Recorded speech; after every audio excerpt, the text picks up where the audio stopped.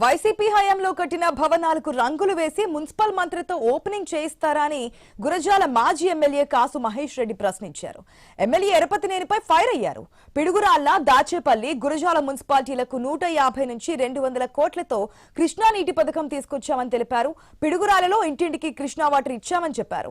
YCP హయాంలో గురజాలలో తాగునీటి పథకం ప్రారంభమైందన్నారు.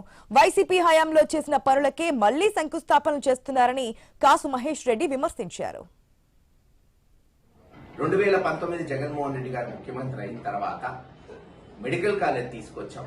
జానపాడు బ్రిడ్జ్ శాంక్షన్ చేయించి పనులు మొదలు పెట్టాం. బైపాస్ రోడ్డు పూర్తి చేశాం. రోడ్డు వెడల్పు చేశాం.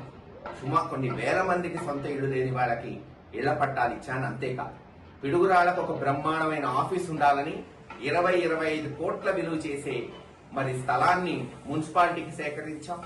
₹1 కోటి బిల్డింగ్ పూర్తి చేశాం. ఆ రోజు ఓపెనింగ్ కూడా చేశాం. కాకపోతే ఫర్నిచరు, ఏసీ, లోపల ఇతర ఫినిషింగ్ వర్క్స్ చేయలేదంతే.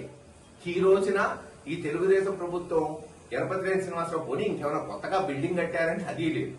ఉన్నదానికి రంగులేసి టైల్స్ బిగించుకొని అక్కడక్కడ ఫర్నిచర్ తీసుకొచ్చి దానికి మళ్ళీ మున్సిపల్ మంత్రితో ఓపెనింగ్ అంటారు. సిగ్గుండాలి.